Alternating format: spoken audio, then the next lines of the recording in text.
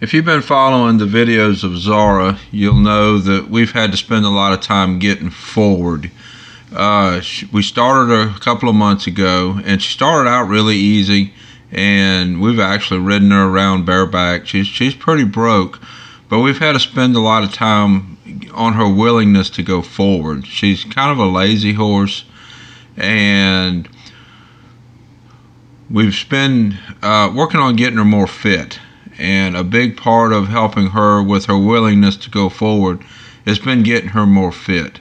And in this video, you'll see where we are with that willingness to go forward. You see here as she's walking, she's kind of a little bit of a lazy walk, a little bit wiggly. She doesn't walk with purpose like she has any place to go or any job to do. But her trot right there, her trot's gotten pretty nice. We have been spending a lot of time on her trot because the trot is really the gait where you build muscle. The trot builds muscle and the lope builds wind. So we've been trotting her a good bit, and she actually now trots better than what she walks. We need this forward for several things. We need it just for her desire to go forward, but really in order to work collection, a lot of the other exercises, we need forward. We need her pushing with her back end to get a lot of the other stuff that I like to do. A lot of the bend, counter bend, getting her nose in, getting her around her back, all those kind of things. We need push from the back end. We need engagement. We need a desire to go forward.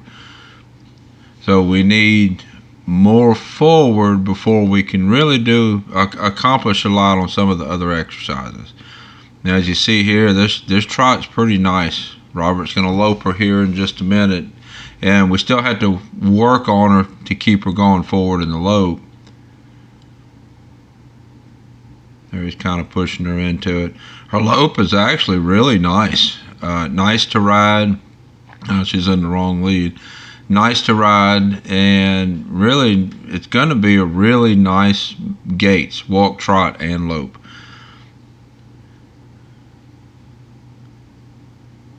You see, he has to work a little bit to get her to get into the lope. She's wanting to pick up that left lead.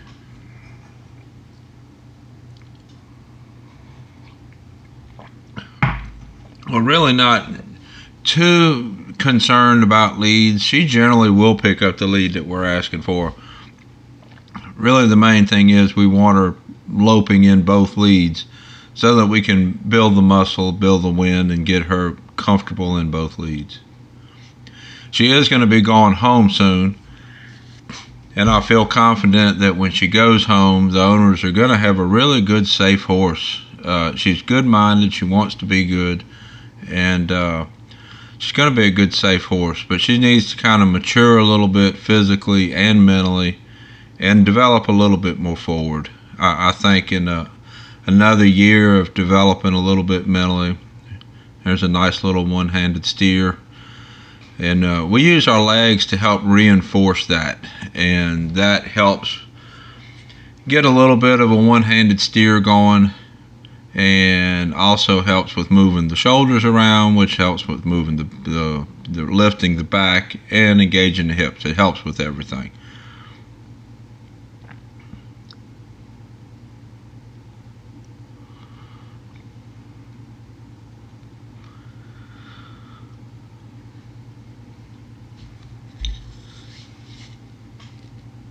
We have ridden her out of the covered arena.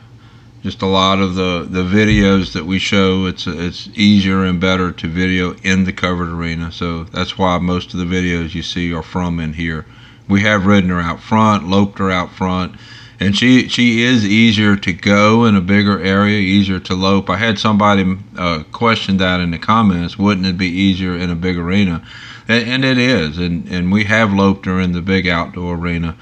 But you have a little bit less control. So it's a balance. You want to get the lope, but you want to get it controlled.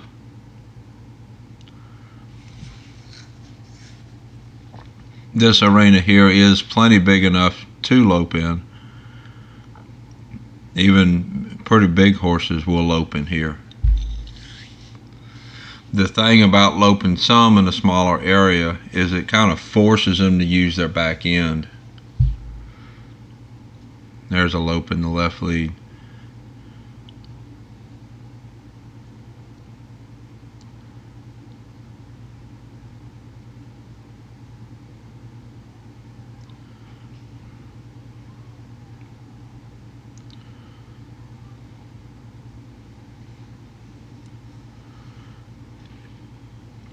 Still struggling to keep that lope going in here. In the big arena, it is easier to keep it going. And the steering is coming around in the big arena, but there's a little bit better there.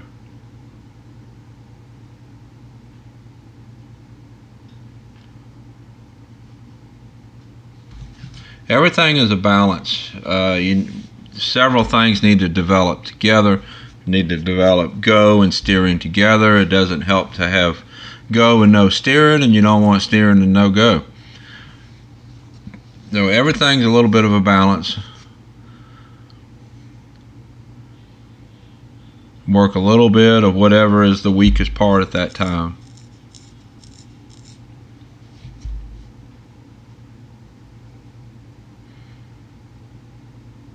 That was a better transition to a lope, that last one. There we go.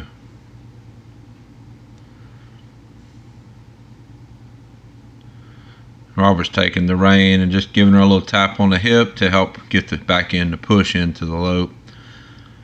I had somebody ask about riding with a crop, and you could ride with a crop, but there's really no reason to. You have the end of the split rein there.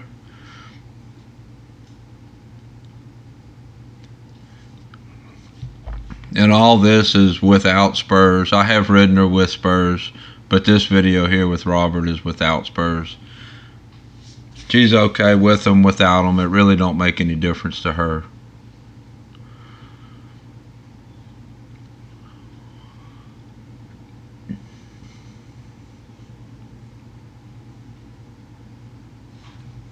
A lot of horses, you spend some time loping. When they come back down, they're a little bit excited, a little bit fired up, and then it's easier to get more lope.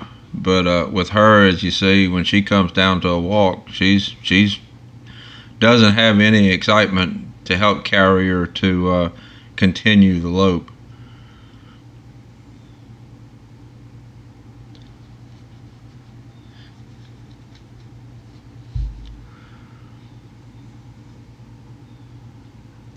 This walk needs to get better.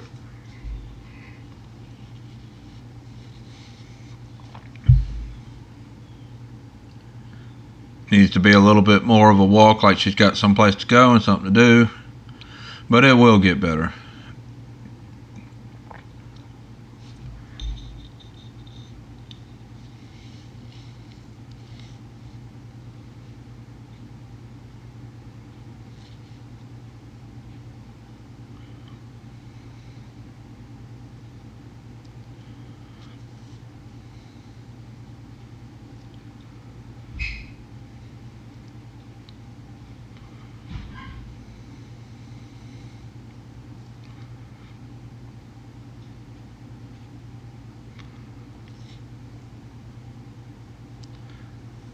So altogether, this ride was about 20 minutes on her back, getting her to go forward at a walk, a trot, and a lope. And Robert worked both leads, and she's coming along. She's going to be a really nice horse. This will probably be her last video. She will be going home this coming up weekend, and I think she's going to end up making a really good horse for her owners. And if you want to see her playlist from the beginning when we start her, if you're watching on YouTube, I'll have a link here. Until next time, thank you for watching.